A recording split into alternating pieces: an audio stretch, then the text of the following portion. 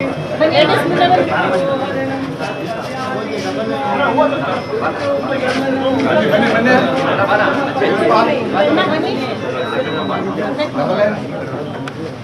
ಮಗಳು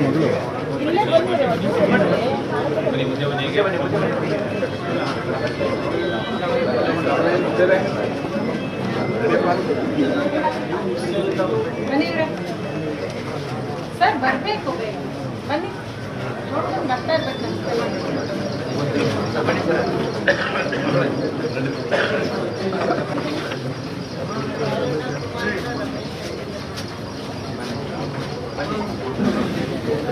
ಬನ್ನಿ ಬನ್ನಿ ಬನ್ನಿ ಬನ್ನಿ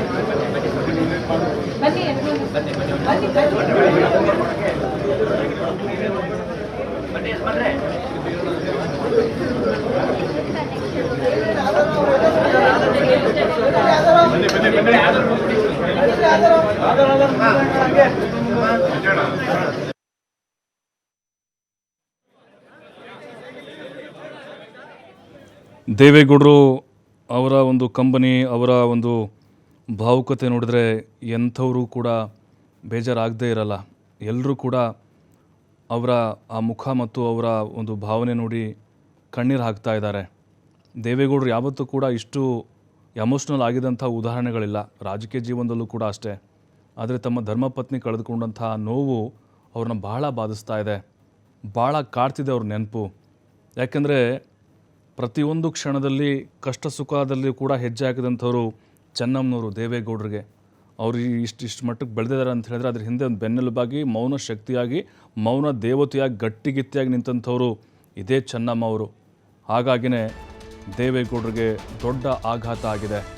ಕೆಲವೇ ಕ್ಷಣಗಳಲ್ಲಿ ಚೆನ್ನಮ್ಮ ಪಾರ್ಥಿವ ಶರೀರದ ಅಂತಿಮ ಯಾತ್ರೆ ಆರಂಭ ಆಗುತ್ತೆ. ನೋಡಿ, ಆಲ್ರೆಡಿ ಶಿಫ್ಟ್ ಮಾಡ್ತಿದ್ದಾರೆ ಪಾರ್ಥಿವ ಶರೀರವನ್ನು ಹೊಳೆನರಸೀಪುರದಿಂದ, ಅಂದರೆ ರೇವಣ್ಣ ಅವ್ರ ನಿವಾಸದಿಂದ ಈಗ ಅಂತಿಮ ಯಾತ್ರೆ ಶುರುವಾಗುತ್ತೆ. ಅಲ್ಲಿಂದ ಹರದನಹಳ್ಳಿಗೆ ಸುಮಾರು 20 ಕಿಲೋಮೀಟ್ರು ಅಂತಿಮ ಯಾತ್ರೆ ಸಾಗುತ್ತೆ. ಮಾರ್ಗದುದ್ದಕ್ಕೂ ಸಾರ್ವಜನಿಕರು ಕಿಕ್ಕಿರಿದು ತುಂಬಿದ್ದಾರೆ. ಅಂತಿಮ ನಮನಗಳನ್ನು ಸಲ್ಲಿಸಬೇಕು ಅಂತ ಅಲ್ಲಿ ಕಾಯ್ಕೊಂಡು ಕೂತಿದ್ದಾರೆ. ಪ್ರತಿಯೊಂದು ಹಳ್ಳಿಯಲ್ಲಿ, ಗಲ್ಲಿಯಲ್ಲಿ ಈ ಯಾತ್ರೆ ಸಾಗುತ್ತೆ. ಭಾಳ ಅಪೇಕ್ಷೆ ಇದೆ ಎಲ್ಲ ಅಭಿಮಾನಿಗಳು ಮತ್ತು ಅಲ್ಲಿ ಗ್ರಾಮಸ್ಥರು. ಇಲ್ಲ, ನಮ್ಮೂರಿನ ಮೂಲಕ ಹೋಗಬೇಕು, ಇಲ್ಲಿ ಸ್ವಲ್ಪ ಹೊತ್ತಿರಬೇಕು, ನಮಗೂ ಅವಕಾಶ ಮಾಡಿಕೊಡಿ ಅಂತ ಅಲ್ಲೆಲ್ಲ ತಯಾರಿಗಳನ್ನು ಮಾಡ್ಕೊಂಡಿದ್ದಾರಂತೆ. ಹಾಗಾಗಿನೇ ಜಿಲ್ಲಾಡಳಿತ ಕೂಡ ಅದಕ್ಕೆ ಸಕಲವಾದಂಥ ವ್ಯವಸ್ಥೆನ ಮಾಡಿಕೊಳ್ತಾ ಇದೆ. ಇನ್ನೇನು ಕೆಲವೇ ಕ್ಷಣಗಳಲ್ಲಿ ಅಂತಿಮ ಯಾತ್ರೆ ಚೆನ್ನಮ್ಮ ಅವರು ಶುರುವಾಗುತ್ತೆ. ಈಗ ಪಾರ್ಥಿವ ಶರೀರವನ್ನು ಕೂಡ ತೆಗೆದುಕೊಂಡು ಹೋಗ್ತಿದ್ದಾರೆ. ಆ ಹೂವಿನ ಪಲ್ಲಕ್ಕಿಲಿ ಇರಿಸಲಾಗುತ್ತೆ. ಅಲ್ಲಿಂದ ಆರಂಭ ಆಗಿ ತದನಂತರ ದೇವೇಗೌಡರೇನು ಬಾಡಿಗೆ ಮನೇಲಿದ್ದರು ಅಲ್ಲೂ ಕೂಡ ಕೆಲ ಹೊತ್ತು ಅವಕಾಶ ಮಾಡಿಕೊಡ್ತಾರೆ. ಅಲ್ಲೂ ದೇವೇಗೌಡರು ML ಆಗಿದ್ದಾಗ ಹರದನಹಳ್ಳಿ ಟು ಹೊಳೆನರಸೀಪುರ ಅವರು ಟ್ರಾವೆಲ್ ಮಾಡ್ತಿದ್ರು. ಮತ್ತು ಅಲ್ಲಿ ಬಾಡಿಗೆ ಮನೇಲಿದ್ರಲ್ಲ ಭಾಳ ವರ್ಷಗಳ ಕಾಲ, ಅಲ್ಲೂ ಕೂಡ ಅವಕಾಶ ಇರುತ್ತೆ. ಹೂವಿನ ಪಲ್ಲಕ್ಕಿಯಲ್ಲಿ ಅವ್ರನ್ನ ಚೆನ್ನಮ್ಮವ್ರನ್ನ ಇರಿಸಿ, ಅವರ ಪಾರ್ಥಿವ ಶರೀರ ಇರಿಸಿ ಅಲ್ಲಿಂದ ಅಂತಿಮವಾದಂಥ ಯಾತ್ರೆ ಆರಂಭ ಆಗುತ್ತೆ. ಹಂಗರಹಳ್ಳಿ ಮೂಲಕ ಈ ಯಾತ್ರೆ ಸಾಗುತ್ತೆ. ಎಲ್ಲ ವ್ಯವಸ್ಥೆಯನ್ನು ಕೂಡ ಈಗಾಗಲೇ ಜಿಲ್ಲಾಡಳಿತ ಮಾಡಿಕೊಂಡಿದೆ. ಬಿಗಿ ಪೊಲೀಸ್ ಬಂದೋಬಸ್ತ್ ಕೈಗೊಂಡಿದ್ದಾರೆ. ಲಕ್ಷ್ಮೀ ನರಸಿಂಹಸ್ವಾಮಿ ದೇಗುಲದ ಬಳಿ ಪಾರ್ಥಿವ ಶರೀರವನ್ನು ಸ್ಥಳಾಂತರ ಮಾಡಲಾಗುತ್ತೆ. ದೇವಸ್ಥಾನದ ಬಳಿ ಚೆನ್ನಮ್ಮವರ ಪಾರ್ಥಿವ ಶರೀರಕ್ಕೆ ಪೂಜೆ ಸಲ್ಲಿಸಲಾಗುತ್ತೆ. ರಘುಪತಿ ದೇವಾಲಯದಲ್ಲಿ ಪೂಜೆಯನ್ನು ಸಲ್ಲಿಸಿ ತೀರ್ಥ ಪ್ರೋಕ್ಷಣೆಯನ್ನು ಮಾಡಲಾಗುತ್ತೆ. ಹಂಗರಹಳ್ಳಿ ಮೂಲಕ ಅಂತ್ಯಕ್ರಿಯೆ ಸ್ಥಳ ಏನಿದೆ, ಈಗ ಅಲ್ಲಿ ರಂಗನಾಥ ಸ್ವಾಮಿ ದೇಗುಲದ ಬೆಟ್ಟ ತಪ್ಪಲಿದೆ ಅಲ್ವಾ, ಆ ಪ್ರದೇಶಕ್ಕೆ ತೆಗೆದುಕೊಂಡು ಹೋಗಲಾಗುತ್ತೆ. ಮುಖ್ಯಮಂತ್ರಿಗಳು ಹಾಗೆ ಕೇಂದ್ರದ 2 ಸಚಿವರು ಕೂಡ ಇವತ್ತು ಈ ಅಂತ್ಯ ಸಂಸ್ಕಾರದಲ್ಲಿ ಭಾಗಿಯಾಗ್ತಾರೆ. ಒಕ್ಕಲಿಗ ಸಂಪ್ರದಾಯದಂತೆ ಅಂತಿಮ ವಿಧಿವಿಧಾನಗಳು ನೆರವೇರುತ್ತೆ. ಸಾವಿರಾರು ಸಂಖ್ಯೆಯ ಸಾರ್ವಜನಿಕರ ಸಮ್ಮುಖದಲ್ಲಿ ಸಕಲ ಸರ್ಕಾರಿ ಗೌರವಗಳೊಂದಿಗೆ ಕುಶಾಲತೋಪು ಸಿಡಿಸುವ ಮೂಲಕ ಅಂತಿಮ ವಿದಾಯವನ್ನು ಹೇಳಲಾಗುತ್ತೆ. ಮಣ್ಣಲ್ಲಿ ಮಣ್ಣಾಗಲಿದ್ದಾರೆ ಚೆನ್ನಮ್ಮನವರು.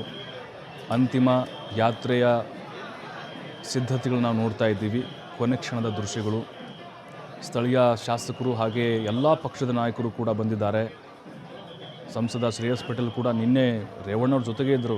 ಪಕ್ಷ ಭೇದ ಮರೆತು, ರಾಜಕೀಯ ವೈರತ್ವ ಮರೆತು ಎಲ್ಲರೂ ಕೂಡ ದೇವೇಗೌಡರ ಫ್ಯಾಮಿಲಿ ಜೊತೆಗೆ ನಿಂತಿದ್ದಾರೆ. ಇದು ಈಗ ಎಲ್ಲರೂ ಕೊಂಡಾಡ್ತಾ ಇರೋದು. DK ಶಿವಕುಮಾರ್ ಅವರು ಕೂಡ ಬರ್ತಾರೆ. ಮಧ್ಯಾಹ್ನ 2:30ಕ್ಕೆ ಬರ್ತಾರೆ ಅವರು ಹರದನಹಳ್ಳಿಯ ಹೆಲಿಪ್ಯಾಡ್ಗೆ. ಅಲ್ಲೂ ಕೂಡ ಅವರು ಕಂಪ್ಲೀಟಾಗಿ ಅಂತ್ಯ ಸಂಸ್ಕಾರ ಪ್ರಕ್ರಿಯೆಯಲ್ಲಿ ಭಾಗಿಯಾಗ್ತಾರೆ.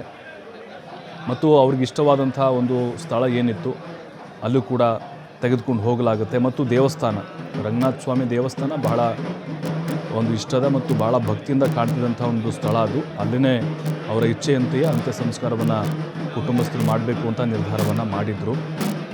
ಈಗ ಅವರ ಪಾರ್ಥಿವ ಶರೀರವನ್ನು ಹೂವಿನ ಪಲ್ಲಕ್ಕಿಗೆ ಶಿಫ್ಟ್ ಮಾಡ್ತಿರುವಂಥ ದೃಶ್ಯ ನಾವು ನೋಡ್ತಾ ಇದ್ದೀವಿ. ಅಲ್ಲಿ ಮತ್ತೆ ಪ್ರೋಕ್ಷಣೆ ಮಾಡಲಾಗುತ್ತೆ ತೀರ್ಥವನ್ನು, ಲಕ್ಷ್ಮೀ ನರಸಿಂಹ ದೇವಸ್ಥಾನ ಮತ್ತು ಅಲ್ಲಿ ಹೊಳೆನರಸೀಪುರದ ಏನು ಹರದನಹಳ್ಳಿ ಶಿವ ದೇವಸ್ಥಾನ ಅಲ್ಲೂ ಕೂಡ ತೆಗೆದುಕೊಂಡು ಹೋಗಲಾಗುತ್ತೆ. ರಘುಪತಿ ದೇವಸ್ಥಾನ ಎಲ್ಲ ಸಂದರ್ಭಗಳಲ್ಲೂ ಕೂಡ ವಿಶೇಷವಾಗಿ ಜಾತ್ರೆ ಇದ್ದಾಗ ದೇವೇಗೌಡರು ಹಾಗೆ ಚೆನ್ನಮ್ಮನವರು ಹೋಗ್ತಾ ಇದ್ರು ಅಲ್ಲಿ.